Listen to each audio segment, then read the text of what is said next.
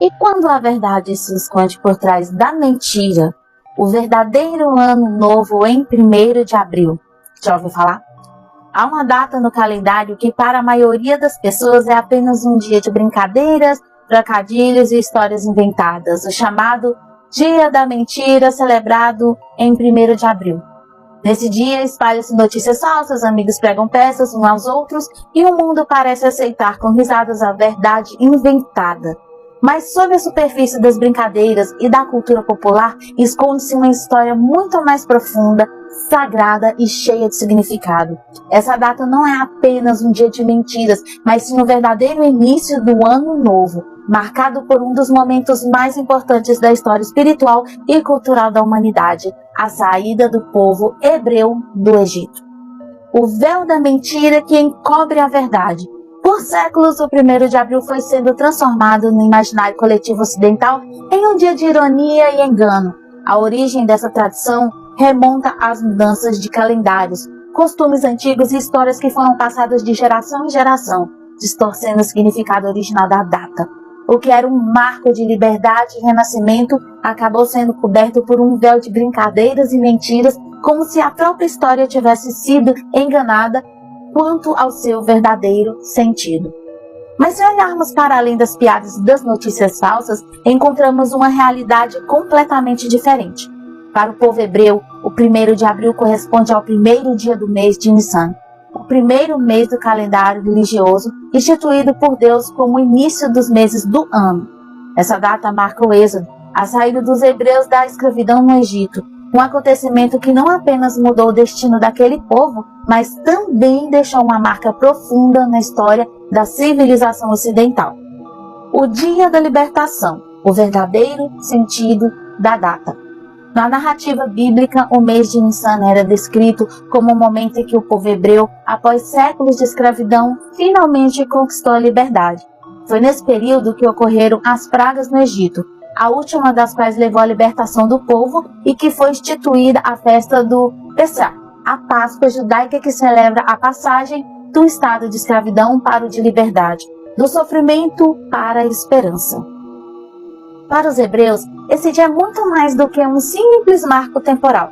É um dia sagrado, um momento de renascimento, de recomeço e de gratidão. É o dia em que a história de um povo mudou de rumo, deixando para trás o passado de opressão para trilhar um novo caminho guiado por valores de liberdade, justiça e fé. Por isso, o 1º dia de Nissan, correspondente ao 1º de abril no calendário gregoriano, é considerado o verdadeiro início do ano novo, pois representa o início de uma nova era, tanto para o povo hebreu quanto a humanidade como um todo. Mas a ironia da história, o sagrado chamado de mentira, como fica? É curioso e ao mesmo tempo irônico que um dia tão sagrado e cheio de significado tenha sido transformado na cultura popular em um dia de mentiras e enganos bobos. É como se a própria história tivesse brincado com o destino da data, escondendo a verdadeira essência do dia por trás de uma máscara de brincadeiras e falsidades. O verdadeiro ano novo real. Mas talvez essa ironia tenha sido um significado mais profundo. Talvez o fato de chamarem dia da mentira ou de um dia que marca a libertação e não o recomeço seja um lembrete de que muitas vezes a verdade está escondida sob camadas de costumes, tradições e interpretações equivocadas.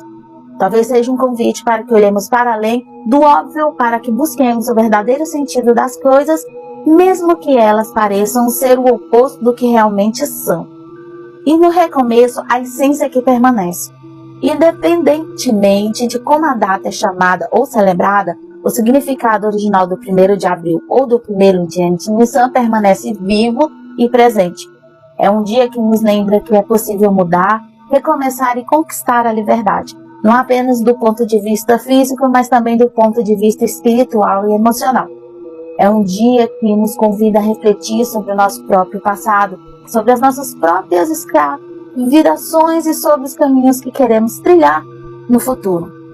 Portanto, na próxima vez que chegar o 1º de abril e ao invés de apenas participar das brincadeiras e das mentiras, pare um instante para lembrar da verdadeira história por trás da data.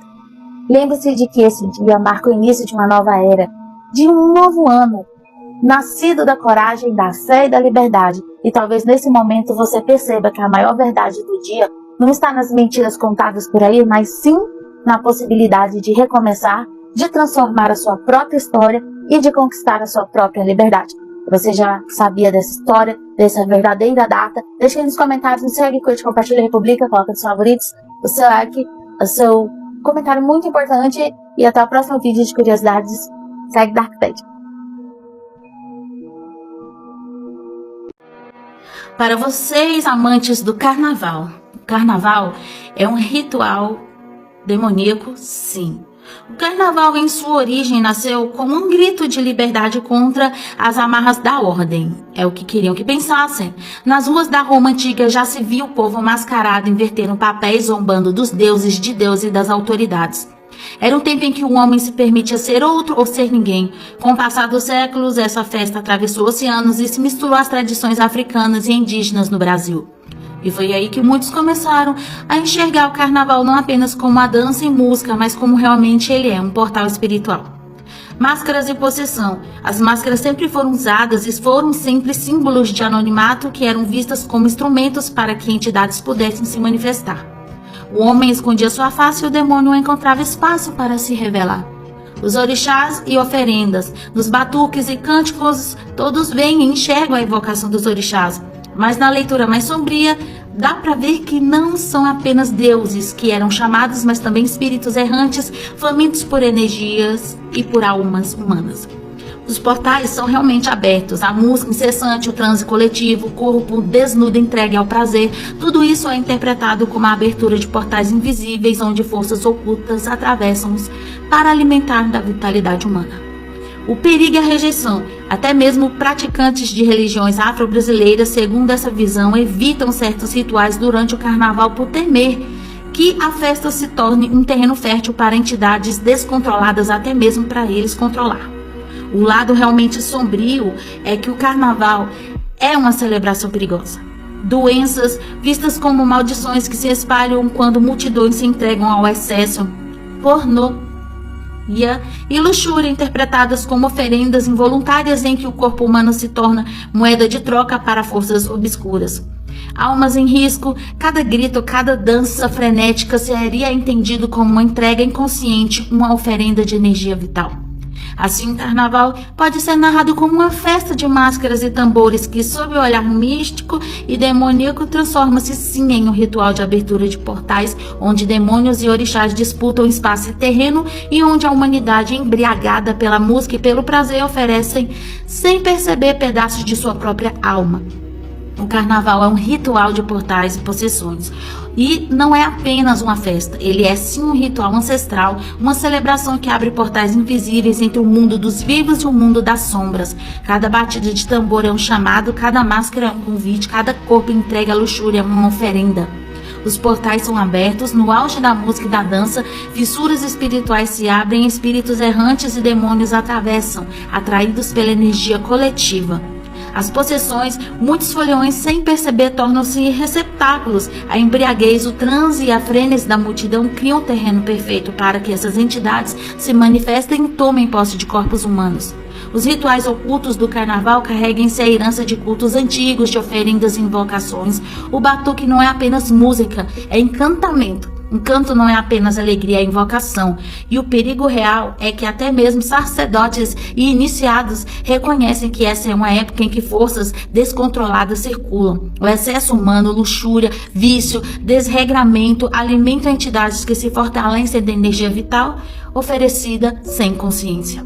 E a face real sombria do carnaval é o perigo, porque transforma corpos em oferendas, a luxúria na grafia, na carne tornam-se sacrifícios involuntários e espalham doenças como maldições. Cada contato é visto como uma contaminação espiritual e física. Entrega almas ao visível, cada grito, cada dança frenética é uma moeda de troca, uma energia vital que se perde nos portais abertos. O carnaval é afirmamente uma celebração que abre portais, traz possessões e envolve rituais ocultos. É uma festa pagã perigosa porque transforma a alegria em oferenda, música em invocação e multidão em um sacrifício coletivo que muitos vão controlar. Muito bom para o governo, muito bom para política e muito bom para controlar a multidão e população. Uma sua alma perdida que vai ser dificilmente libertada e limpa depois de passar por esses rituais. E já pelos carros alegóricos, pelas mulheres desnudas, pela falta de pudor, pela bebida, por tudo que rola de errado, não tem que se esforçar muito para ver que isso é realmente um ritual de mais do que magia negra. É um ritual de aglomeração enorme, que quase incontrolável, até mesmo para quem controla demônios ou trabalha com entidades. Até mesmo a Umbanda, Quimbanda e todas essas áreas tem medo de ir e atuar lá, porque não quer contato espiritual nessa festa pagã. Pense nisso, onde você coloca seus filhos, suas crianças, sua família, o local que você está indo e levando. Porque depois que você é impregnado com essa doença espiritual, vai ser difícil limpar novamente, você ter a sua vida andando para frente. Vai ser difícil. E é um local que realmente não é para criança, não é pra gente casada, não é pra gente que namora, não é pra gente cristão ou que não é cristão, qualquer tipo de religião. É um portal gigante e perigoso. Depois que a sua vida começa a dar errado, as doenças vêm, tudo de ruim vem pra sua vida, você não entende. Eu só fui no carnaval. Realmente, foi só no carnaval, já é o suficiente para destruir uma população inteira de vidas. Se você sabe, me segue, curte, compartilha, republica, deixa nos comentários o que você acha sobre o carnaval. Deixa aqui o seu like, é muito importante. Até o próximo vídeo. Hoje entendemos o Pai Nosso principalmente pela versão latina e depois traduzida para o português, mas estudos mostram que no aramaico, a língua que Jesus realmente falava, a oração tem um sentido mais amplo e poético, diferente do tom jurídico e hierárquico que a tradução posterior lhe deu. Diferença entre a versão tradicional e a aramaica. A versão tradicional, que é latim e português, é Pai Nosso que estás no céu, reforça a ideia de um Deus distante, localizado em um céu separado da terra. Santificado seja o vosso nome, foca na reverência formal. Seja feita a vossa vontade e transmite obediência absoluta. Não nos deixeis cair em tentação, coloca o ser humano como frágil e dependente da proteção divina. Essa versão foi moldada pela Igreja ao longo dos séculos, com forte influência da teologia latina e da estrutura hierárquica medieval. A versão aramaica, que é a tradução aproximada, significa pai e mãe, respiração da vida, evocando Deus como energia vital, não apenas figura masculina. Faça sua luz brilhar dentro de nós, entre nós e fora de nós. Enfatiza a presença divina no interior de cada ser, não em um céu distante. Que o seu e o nosso desejo sejam um só, sugere união e parceria em vez de submissão unilateral. Faça-nos sentir a alma da terra dentro de nós. Conecta a espiritualidade, a natureza e a vida cotidiana. Porque muda na compreensão. Deus próximo e interior. No aramaico, Deus não está lá em cima, mas dentro e ao redor de nós. Dimensão feminina e cósmica, pai e mãe, mostra equilíbrio entre masculino e feminino, além de uma visão cósmica. Integração com a terra. A oração original valoriza a conexão com a natureza e a vida material. Menos medo, mais união. Em vez de pedir proteção contra tentações, pede alinhamento de desejos e harmonia. Então é o Pai Nosso que conhecemos hoje, é o fruto de traduções e adaptações que mudaram o tom da oração. No aramaico, a versão original é mais poética, inclusive espiritual, destacando a união entre humano, divino e natureza. Isso mostra como a linguagem muda a nossa percepção da fé. Enquanto a versão latina reforça hierarquia e obediência, a aramaica inspira consciência, conexão e equilíbrio. A versão aramaica do Pai Nosso é mais poética e espiritual do que a tradução latina que conhecemos. Ela apresenta Deus como Pai, Mãe, inspiração da vida, enfatizando união, energia vital e conexão com a terra, em vez de apenas obediência e hierarquia. A tradução aproximada para o português seria Pai, Mãe, respiração da vida, fonte do som, ação sem palavras e criador dos cosmos. Faça sua luz brilhar dentro de nós, entre nós e fora de nós. Venha o seu reino, que nossos desejos se unam aos seus. Que o céu e o nosso desejo sejam um só, no céu e na terra. De nós o pão da vida, a sabedoria e a compreensão de cada dia. Perdoe nossos erros, assim como nós perdoamos os dos outros, não nos deixem cair na ilusão, mas liberte-nos do erro e da ignorância. Pois teu é o reino, o poder e a glória eternamente. Amém. As diferenças principais em relação à versão tradicional de Deus como Pai e Mãe e equilíbrio entre masculino e feminino é a ênfase da energia vital, não apenas de um Deus distante, mas presente em cada respiração. Conexão com a terra. Pede sabedoria e alimento espiritual, não só o pão material. Menos foco em tentações e medo, mais em consciência e libertação da ignorância. A versão aramaica do Pai Nosso mostra uma espiritualidade mais inclusiva, cósmica e interiorizada. Diferente da tradução latina que moldou a oração em termos de hierarquia e obediência, essa diferença revela como a linguagem transforma nossa percepção da fé.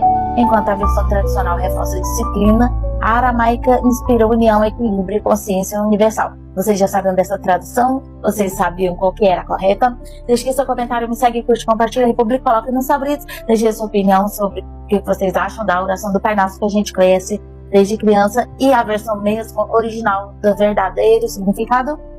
E até o próximo vídeo.